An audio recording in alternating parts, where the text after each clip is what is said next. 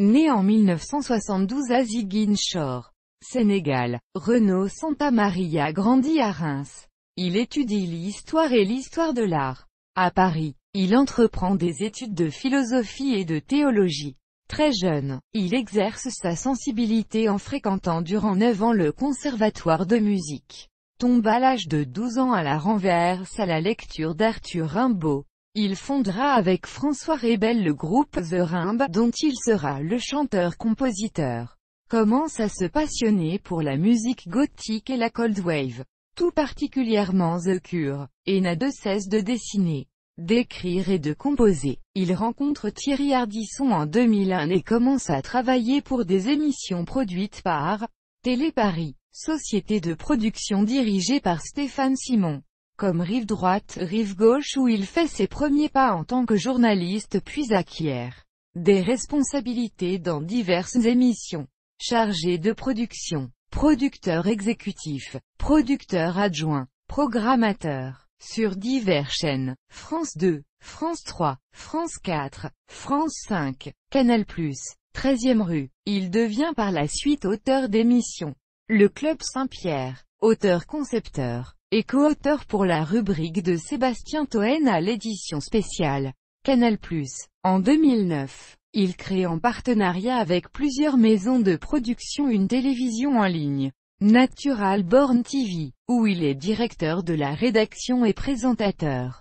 Marqué par diverses influences picturales, les préraphaélites, le symbolisme, l'expressionnisme, littéraire, poésie russe et française, le romantisme, le courant des hussards, tout particulièrement Michel Déon mentionné dans les remerciements du Cœur en Berne, de cinéma, l'expressionnisme allemand, Francis Ford Coppola, David Lynch, de bande dessinée, Hugo Pratt, Arnaud Hiller, Enki Bilal, André Juillard, Libératore. Il poursuit actuellement sa carrière journalistique à la fois dans le milieu audiovisuel, Télé Paris, et en presse écrite, Bakchiche Hebdo, Vox Pop, tout en se consacrant à sa vocation littéraire. Entre 2008 et 2011, une dizaine de ses nouvelles seront publiées dans la revue Bordel, éditée par Stéphane Million. Suivront en 2010 Le Cœur en Berne, recueil de nouvelles et de poésie et La mort est une nuit sans lune.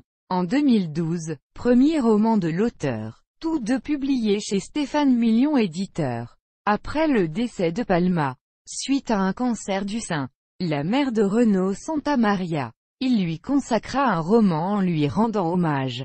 Véritable cri d'amour à l'égard de celle qu'il admirait le plus. Le malheur sera ta chance. Rentrée littéraire de 2015. Édité par les éditions Belfond. Le 3 novembre 2016. Paraît un nouveau recueil de nouvelles et de poésie. Les 9 premières vies de Pandora. Édition Belfond. Qui, cette fois-ci, rend hommage au chat, Pandora, de l'auteur. Hommage légitime selon l'écrivain puisque, à sa manière et grâce à lui, ce fidèle compagnon lui aura permis de survivre à la mort de Palma. Ironie du sort. 3 semaines après sa sortie. 22 novembre 2016. Un incendie ravage une partie de l'immeuble où loge Renaud Santamaria et sans l'intervention de ce dernier, Pandora aurait été condamné à périr lors de l'incident. Décidant de sauver son chat, il remonta dans son appartement et risqua lui-même d'y périr si, comme il le déclara par la suite, un sapeur-pompier kamikaze ne lui avait pas sauvé la vie in extremis, double. L'affaire fut d'ailleurs relayée par la presse. Le Parisien, Le Figaro, Huffington Post, etc.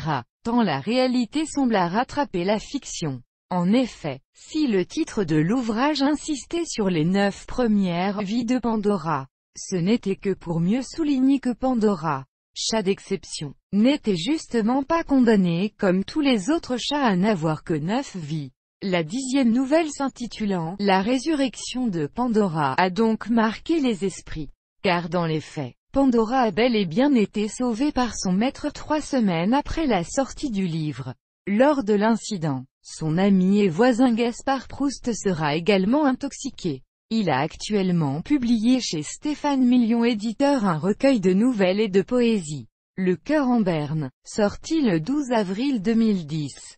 et plusieurs nouvelles au sein de la revue Bordel créée par Stéphane Million, et dont Frédéric Beigbeder fut le directeur littéraire, ainsi que son premier roman La mort est une nuit sans lune. 2012. Il a depuis édité aux éditions Belfond un second roman Le malheur sera ta chance, rentrée littéraire de 2015, et un recueil de nouvelles Les 9 premières vies de Pandora. 3 novembre 2016. Son prochain roman Les amitiés sauvages est prévu pour 2017. Aux dernières nouvelles, il traiterait des relations tumultueuses d'une bande d'amis, d'enfance suite à l'arrivée de l'armée allemande à Paris et de l'occupation. Il participa à l'écriture de la chronique Elle est pas belle la vie que Gaspard Proust présenta, dans l'émission de Thierry Ardisson, Salut les terriens.